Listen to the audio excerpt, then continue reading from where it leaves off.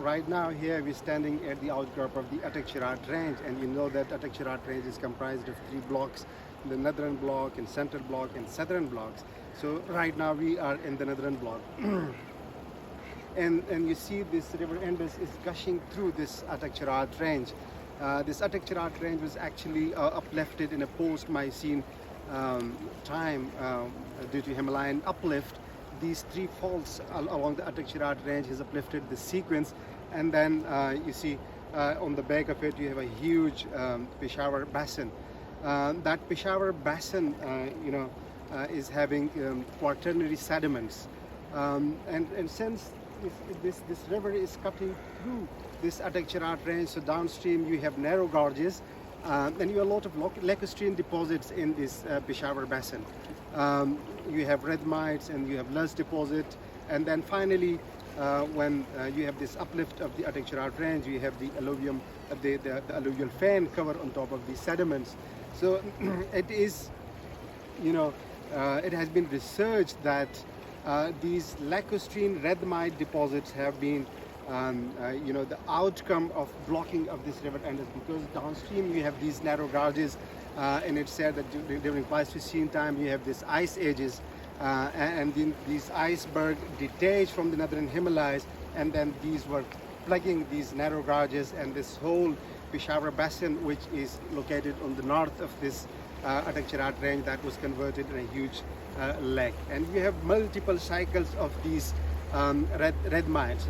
Some of the people say that no, these are not actually the lacustrine deposits, rather these are the outburst lakes.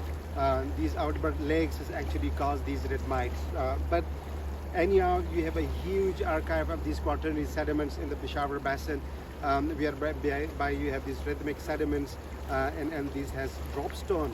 So that dropstone actually represent that these were actually lacustrine deposits, and we have also turbidite sequence, and then on top of it we have the loess sequence. So we have very thick loess sequences, particularly in the Attic Basin, which is also equivalent to the Peshawar Basin, because this Chnage Range is moving through the east, and the east you have this Attic and Campbell Pool Basin, so huge loess sequences, and you know that the climate of this area is controlled by 2 factors. One is the monsoon, precipitation, which rarely reach to this area, because most of the monsoon cause showers in the Bengal, in India, and eastern Punjab. But when it reaches to this Peshawar region, it usually vanish out. But sometime, like in 2015, these reaches here, and it caused catastrophic weather event. You have a lot of flooding in the Peshawar Basin, and the second cause of the climate, which is controlling the climate of this area, you have the western disturbances, which is bringing a lot of moisture to this area. So in the loess deposits of the Peshawar and Campbell Pool Basin, actually the effect of the monsoon and westerlies, western disturbances has been recorded in these different horizons, but that has to be worked out. So, but you see this massive river, it's combining many rivers in the upstream region.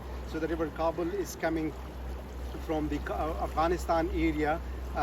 The glacier melted, and then the river, it goes down Afghanistan, and then through the floodplain of Afghanistan and enters into Peshawar Valley, and the river Indus is coming from the northern side on the eastern side. So they join together, and then they make this massive river, and you see this massive river is feeding this water to the Arabian Sea. A lot of water has been usually lost annually. The Pakistani government should really think on storing this massive amount of water, and should utilize it for green energy generated by this water.